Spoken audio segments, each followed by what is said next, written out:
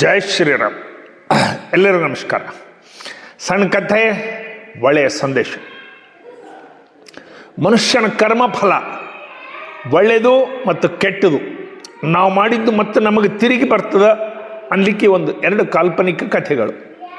ಈ ಕಥೆಗಳು ಯಥಾವತ್ ನೋಡ್ಲಾರ್ದಂಗೆ ಇದರ ಹಿಂದೆ ಇರತಕ್ಕಂಥ ಸಂದೇಶ, ಉದ್ದೇಶ ನಮ್ಮ ಜೀವನಕ್ಕೆ ಉಪಯೋಗ ಮಾಡ್ಕೊಳ್ಬೇಕು. ಇದರದ ನಿಜವಾದಂಥ ಅರ್ಥ.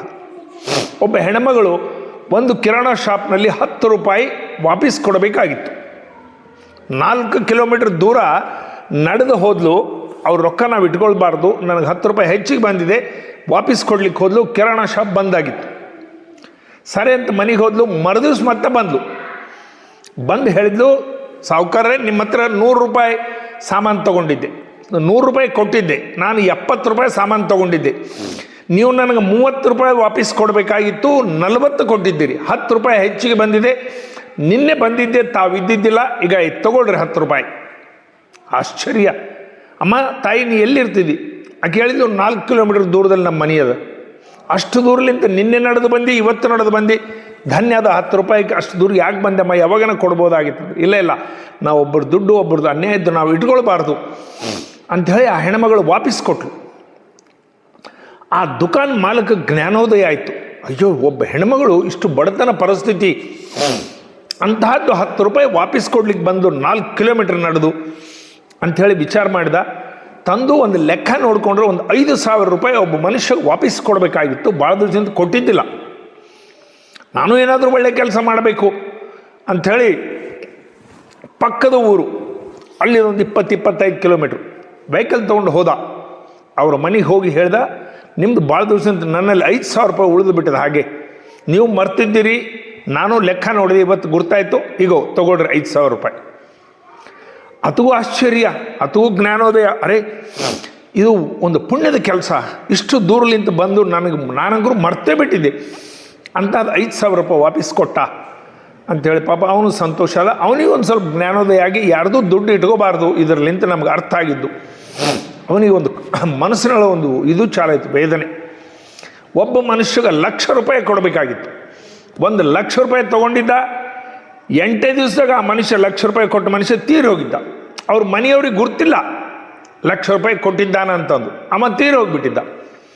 ಸುಮ್ಮನೆ ಇದ್ದಾಯ್ತ. ತನಗೂ ಕಾನ್ಸಿಯಸ್ ಒಪ್ಪಲಿಲ್ಲ, ಅರೆ ಇದು ಅನ್ಯಾಯ, ದುಡ್ಡು ಇಟ್ಕೋಬಾರ್ದು ಅಂಥೇಳಿ ಅವನ ಹೆಂಡತಿ ವಿಧವಾ ಹೆಣ್ಮಗಳು. ಆ ಹೆಣ್ಮಗಳಿಗೆ ಹೋಗಿ 1,00,000 ರೂಪಾಯಿ ಕೊಟ್ಟ. ಅಮ್ಮ, ತಾಯಿ, ನಿನ್ನ ಗಂಡ ಸಾಯೋದಕ್ಕಿಂತ 8 ದಿವಸ ಮೊದಲು ನನಗೆ 1,00,000 ರೂಪಾಯಿ ಕೊಟ್ಟಿದ್ದ, ಈಗ ಇದು ಬಡ್ಡಿ, ಈ ರೊಕ್ಕ ಅಷ್ಟು ತಗೋ. ಯಾವ ಹೆಣ್ಮಗಳು 10 ರೂಪಾಯಿ ದುಕಾನಕ್ಕೆ ವಾಪಸ್ ಕೊಟ್ಟಿದ್ಲು, ಅದೇ ಹೆಣ್ಮಗಳ ಮನೆಗೆ ಹೋಗಿ ಆಕಿನ ಗಂಡನೇ ಇತ್ತಿಗೆ ರೊಕ್ಕ ಕೊಟ್ಟಿದ್ದ, ಅದು ಬಡ್ಡಿ ಸಹಿತ 1,00,000 ರೂಪಾಯಿ ವಾಪಸ್ ಕೊಟ್ಟ.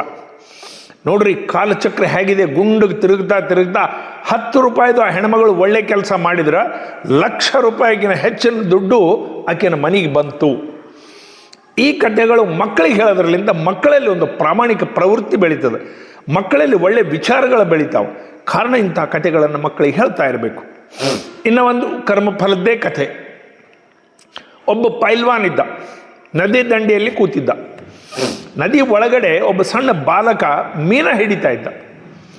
ಭಾಳ ಹೊತ್ತಿನಿಂದ ಕೂತಿದ್ದ ಪಾಪ. ಭಾಳ ಹೊತ್ತಿನ ಮೇಲೆ ದೊಡ್ಡ ಮೀನ ಬಿತ್ತು ಅವನಿಗೆ ಬಲೆಯಲ್ಲಿ. ಭಾಳ ಸಂತೋಷದಿಂದ ಆ ಹುಡುಗ ತಗೊಂಡು ಗಡ್ಡಿ ಏರ್ತಿದ್ದ.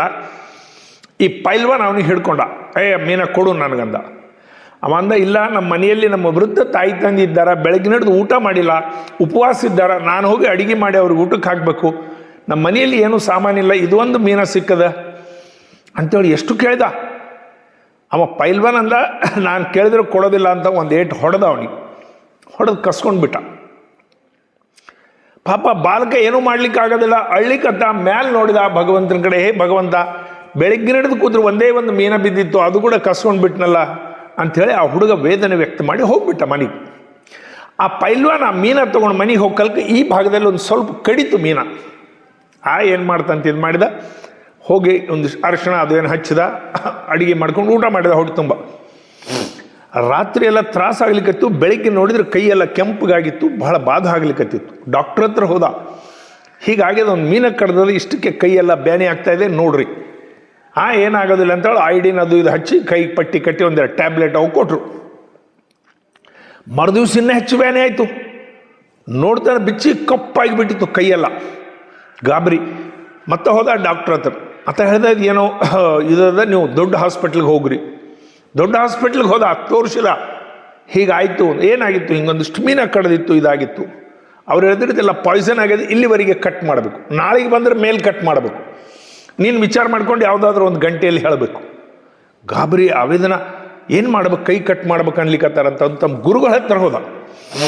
ಗುರುಗಳೇ, ನನ್ನ ಕೈ ಹೀಗಾಯಿತು, ನಾನು ಏನು ತೋಚ್ತಾ ಇಲ್ಲ ನನಗೆ. ಆ ಗುರುಗಳು ಹೇಳಿದರು, ಈ ಕೈಲಿಂತ ಯಾರಿಗಾದರೂ ಹೊಡೆದಿದ್ದ, ಈ ಕೈಲಿಂತ ಏನಾದರೂ ಕಸ್ಕೊಂಡಿದ್ದ, ಈ ಕೈಲಿಂತ ಏನಾದರೂ ಪಾಪದ ಕೆಲಸ ಮಾಡಿದ್ದ? ಇಲ್ಲ ಗುರುಗಳೇ, ನಾನು ಏನೂ ಮಾಡಿಲ್ಲ, ನಾನು ಯಾರಿಗೂ ಹೊಡೆದಿಲ್ಲ, ಯಾವುದೂ ಏನೂ ಪಾಪದ ಕೆಲಸ ಮಾಡಿಲ್ಲ. ನೋಡು, ಜ್ಞಾಪಕ ಮಾಡ್ಕೋ ಚೆನ್ನಾಗಿ ಅಂತ ಹೇಳಿದ. 2 ದಿವಸ ಕೆಳಗೆ ಒಬ್ಬ ಹುಡುಗಗೆ ಹೊಡೆದು ಮೀನ ಕಸ್ಕೊಂಡಿದ್ದೆ ನೋಡಪ್ಪ, ಅದರದ್ದೇ ಶಾಪ ಹತ್ಯದ. ಆ ಹುಡುಗನ ಹತ್ರ ಹೋಗು, ಆ ಹುಡುಗ ಏನೋ ಮಾಡಿಸಿದ್ದಾನೆ.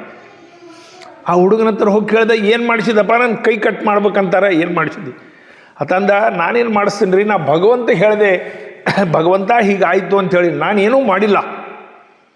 ನೋಡ್ರಿ, ಆ ಭಗವಂತರ ದೆಬ್ಬೆ ಬಿತ್ತಪ್ಪ ಅಂತಂದ್ರೆ ಗುರ್ತು ಸಹಿತ ಆಗೋದಿಲ್ಲ, ಆ ರೀತಿ ದೆಬ್ಬೆ ಬೀಳ್ತದ. ಕೈ ಇಲ್ಲಿ ಕಟ್ ಮಾಡ್ಬೇಕಾಯ್ತಂತ. ಇವೆಲ್ಲ ಕಾಲ್ಪನಿಕ ಕಥೆ ಇರ್ಬೋದು.